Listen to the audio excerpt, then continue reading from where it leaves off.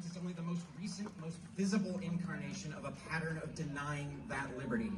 Just in the last 6 months in Tennessee, on May 6th, Governor Bill Lee signed into law House Bill 2516, requiring that trans athletes compete in the division of their birth sex. House Bill 2670, passed into law in April, bans public colleges and universities from discussing so-called divisive concepts about sex and race.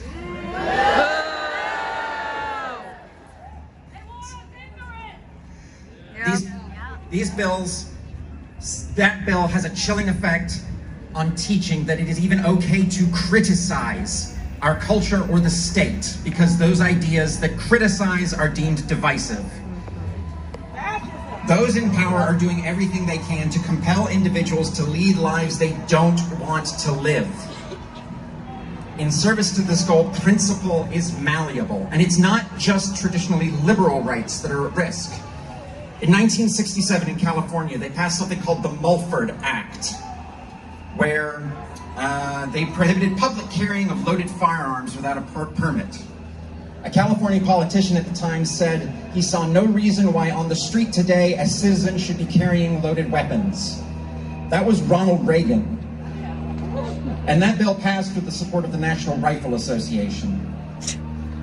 The people who were patrolling Oakland were black. And it is not hard to imagine that if they were white and supporting the prevailing culture instead of challenging it, that act would not exist. So principle can change when the preferred culture is challenged, but it's still referred to. Judge Alito in his draft insists that the decision to overturn Roe and Casey isn't to be taken to cast doubts on precedents that do not concern abortion. We know that's not going to happen. In Bush v. Gore, the landmark case that effectively decided the 2000 presidential election for George W. Bush, the majority opinion insisted that the decision was unique and should not be used as precedent. But in the 2 decades since, it has been cited over 200 times in lower court appeals.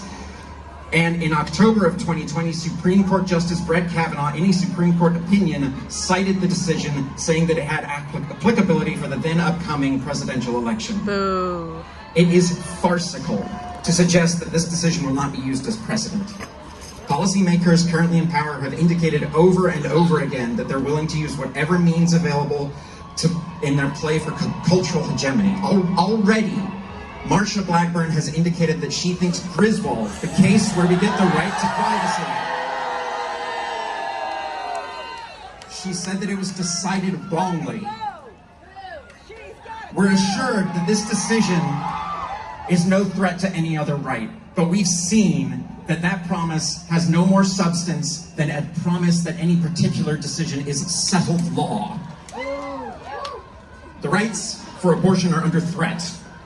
When those rights are taken away, it's because those who are able to give birth are not afforded the status of full, autonomous individual, living a life as vivid and complex as any other, populated with their own ambitions, friends, routines, worries, and inherited craziness. Yep. It's a matter of dehumanization, where the very real people with their own lives and lived experience are reduced to ideas, devoid of personality and identity, to be considered in the abstract in a cold, impersonal calculus designed to create a world fit only for those doing the calculation. This is the fundamental requirement of living in a society. Recognition that we, each and every one of us, are people, equal in dignity and deserving of respect and autonomy.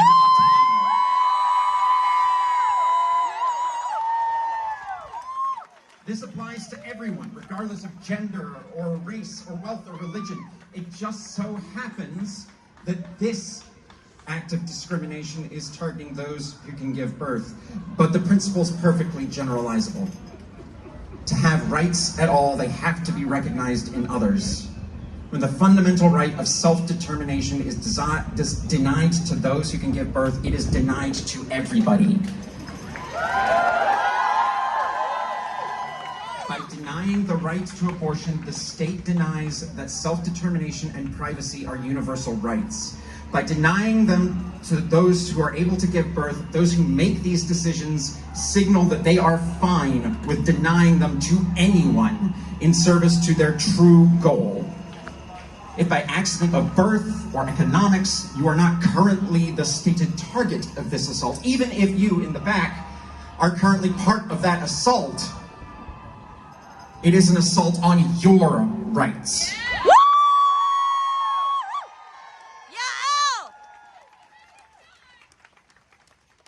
In Matthew 25:40, Christ says, "Verily I say unto you, inasmuch as ye have done it unto one of the least of these, ye have done it unto me." But that's not the full truth, because you could say it like this: "Inasmuch as ye have done it unto one of the least of these, ye have done it unto yourselves." Abortion rights are human rights. Human rights are your rights. Abortion rights are your rights.